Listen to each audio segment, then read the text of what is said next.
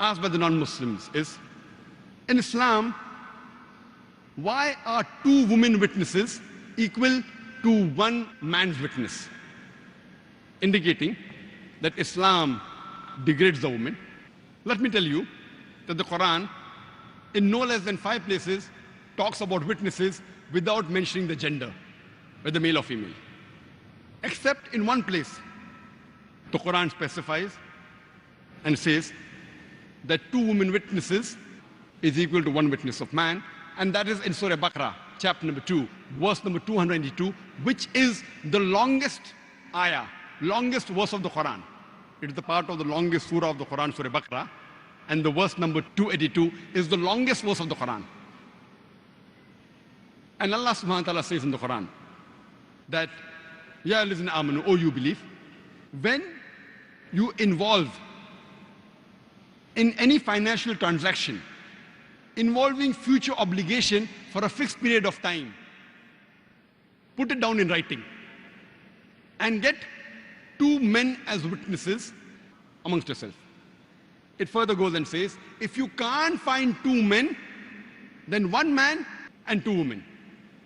And it continues, if one of them errs or makes a mistake, the second will correct her.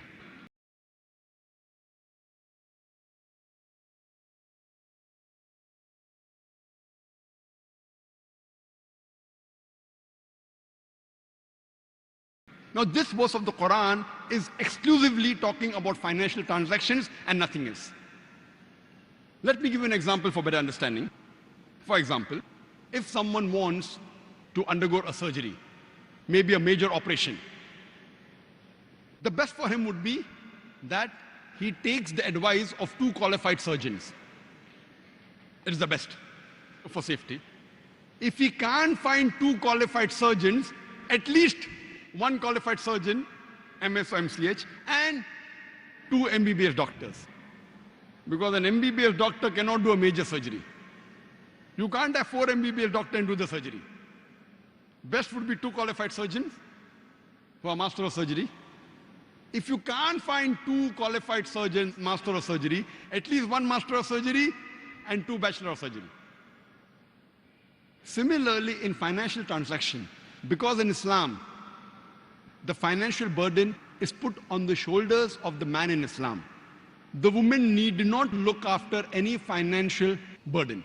In Islam, before a woman is married, it is the duty of the father and the brother.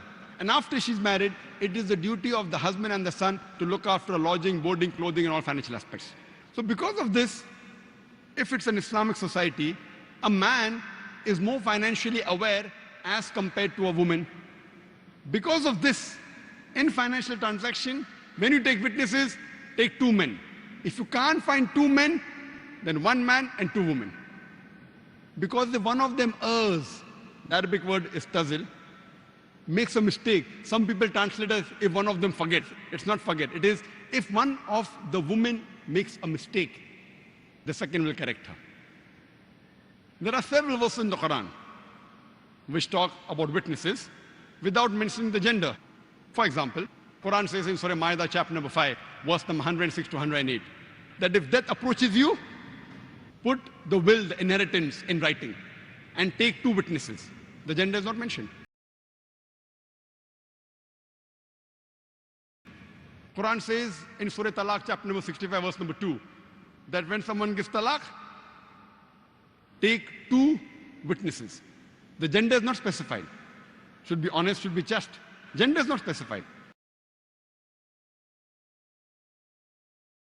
Quran says in Surah Nur, chapter number 24, verse number 4, that if someone lays an allegation against the modesty of a woman, produce 4 witnesses, otherwise 80 lashes. 4 witnesses doesn't specify the gender, whether it's male or female. If you cannot get 4 witnesses, and if you make an allegation against the modesty of a woman, 80 lashes.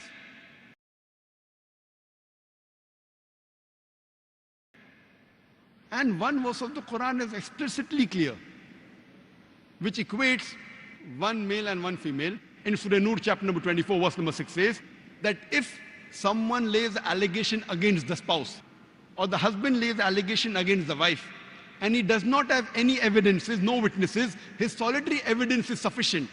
And he has to take oath 4 times in the name of Allah, and 5th time, pronounce a curse on him if he's lying.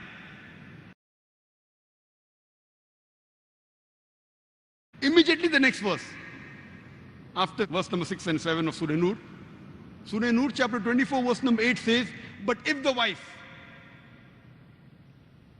if she also does not have any witnesses, she too can be a solitary evidence by taking oath 4 times. And the 5th one being a curse on herself if she's lying. So here,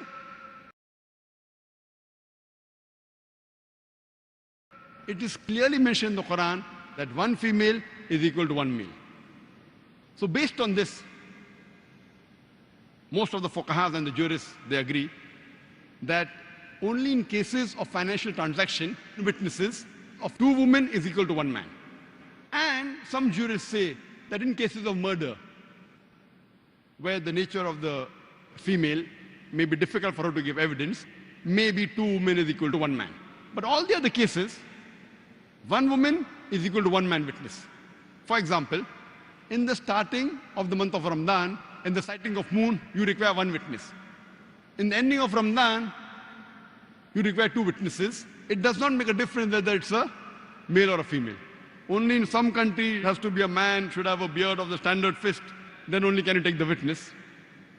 And I have one more strong argument, that the beloved wife of Muhammad Sallallahu Alaihi Wasallam, Hazrat Aisha, may Allah be pleased with her, radhiyallahu anha, she has narrated no less than 2,210 ahadith.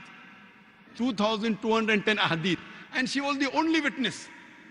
So 2,210 say hadith, which are basis of the Sharia, is the witness only of 1 woman. She was the wife of the Prophet. Hazrat Aisha, may Allah be pleased with her. So this clearly indicates that 1 witness of woman is equal to 1 witness of man. There are cases in which, how in financial transaction men is preferred to women, there are certain cases in which woman witness is taken, men's witness is not taken.